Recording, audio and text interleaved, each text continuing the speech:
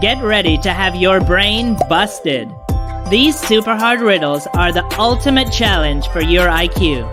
You'll have to get through 7 riddles, 7 ultra tricky riddles. If you can't solve them, just sit back, regroup, and wait for the answer after each one. Your brain will appreciate this amazing workout, and your mind will definitely feel a little bit younger and a little bit sharper after we're done. Think fast, think outside the box, and let's go. The mailman. Mr. Smith's house was robbed. He was found by the police on Monday morning tied to a chair. Here's what the victim said. "A criminal broke into my apartment last night, tied me up, and stole my wife's jewelry. My wife's away on business right now. I've just been sitting here waiting for help." The policeman said, "Well, what happened next?" "Early in the morning, I heard the mailman putting the newspaper through the door. I started screaming like crazy, begging him to call the police. Apparently he heard me and called you guys, thank goodness." The policeman said, "Sir, you and your wife are under arrest for false statements. After all, it was she who tied you to the chair." What tipped off the policeman? You have 12 seconds for this first tricky riddle. Your time starts now.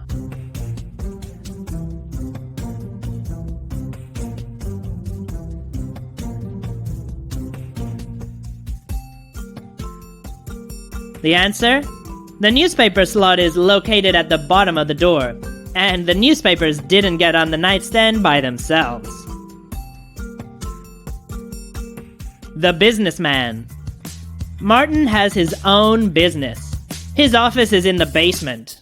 It was okay for now, but he dreamed of having a more fancy office. You know, high up with big windows, fancy leather couches. One day, Martin came to work and found that his safe was empty. He immediately called a detective. The detective interviewed the cleaning lady who was there that morning. She said, "I came in early today, but I was in such a big rush, so many offices to clean today. I only managed to wash the windows, and I didn't see any evidence of a break-in." The detective knew she was lying. How? You've got 12 seconds. Your time starts now.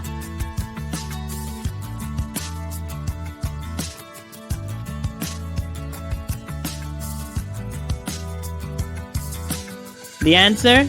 She said she washed the windows, but how could she? The office is in the basement. The friends. John, Karl, Cynthia, and Stan went to a bar. Suddenly, John felt sick and lost consciousness. He woke up in a room with a lamp, a TV, and a clock. There was only one door, and it led to a scary, dark corridor. His friends were there too. No one remembered how they ended up there. After a while, the TV turned on. Not normal TV, some kind of pre-recorded message.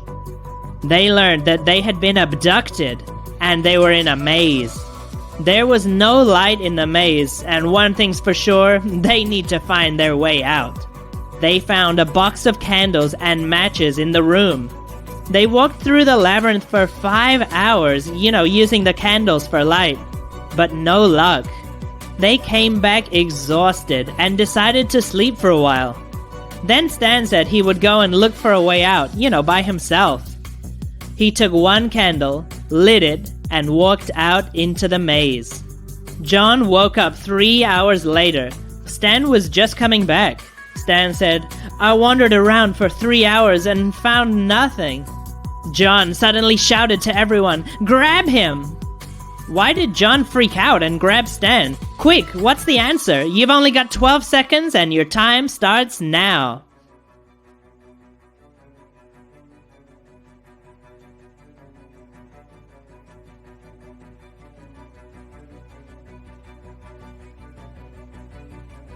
The answer?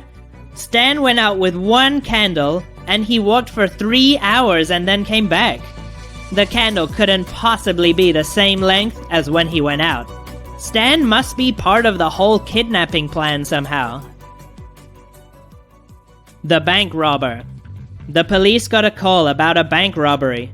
When they arrived, the bank's manager said that there had been several girls dressed in black masks and gloves. He knew they were female from their long hair and eyelashes.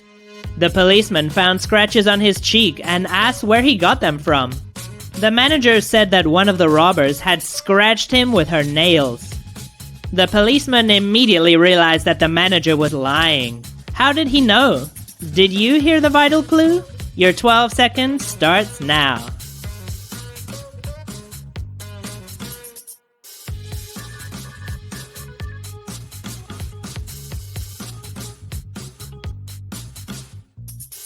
The answer?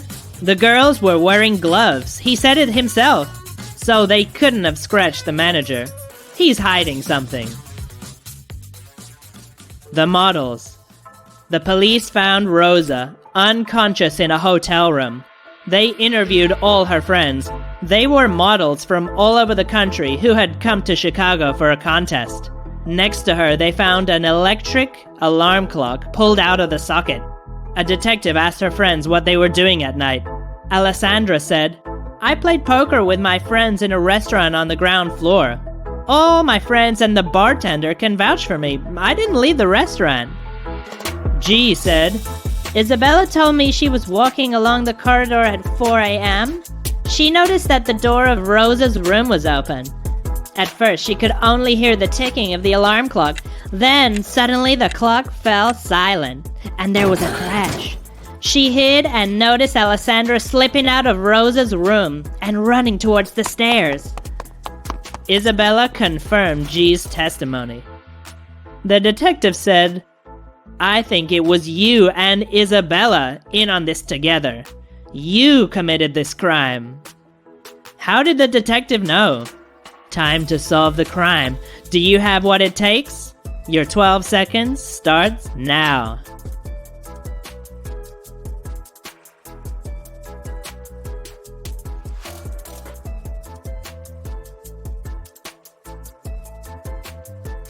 The answer? G's story was a pretty good one, but one small problem. An electric alarm clock doesn't tick, so the whole story must be a lie. The neighbor. One day, the police were called to Mr. Smith's house. They arrived 10 minutes after the call and approached the house. They had to cover their faces with their hands. It was so windy that day. Mr. Smith was found unconscious at a desk in his home office. It was Mr. Smith's neighbor who called the police. The police opened the door of the office, and the papers from the table scattered all over the floor. Mr. Smith's neighbor also went into the room. The police said, "Did you call us?" The neighbor said, "Yeah, Smith and I agreed to watch the match together. I rang the doorbell, he didn't open. Still, the door was unlocked. I mean, it's a pretty safe neighborhood. I went into his house and decided to look for him in his home office." The policeman said, "Did you touch anything here?" "I didn't touch anything, and I didn't leave the office, as you instructed. I think someone climbed through that open window." The policeman looked out of the window. Yeah, there was a flower bed just under the window, and there were traces of men's shoes in the dirt. The policeman was sure, though, that the neighbor was lying.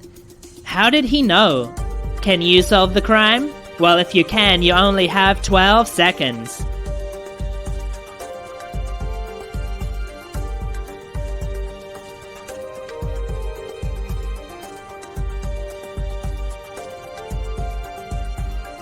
The answer? There was a strong wind that day. So if the neighbor entered the office through the door, like the police, the draft would have blown the papers right off the table. And since they only flew off when the policeman came in, the policeman knew that it was the neighbor who had entered the office through the window. The thief. Matt forgot some important documents at home. He went back for them at 9 a.m. When he entered the house, he heard glass breaking. He saw someone in a mask run out of the back door to a parked red car. Luckily, the robber didn't have time to steal anything. Matt immediately called the police and reported this mysterious red car, but he could only remember part of the plate number. 31W.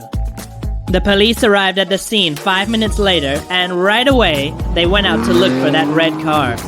After 10 minutes of driving around, the policeman saw a similar-looking red car. It was parked near a cafe. The policeman went into the cafe, and they saw there was only one customer. So the policeman went up to him. "Is this your car? What were you doing about 15 to 20 minutes ago?" The customer looked around and replied, "Yeah, this is my car, but I've been sitting here for over an hour." The detective looked at his watch. It was 9:15 a.m. He immediately arrested the guy. Why? It's the last chance to prove yourself. Your 12 seconds starts now.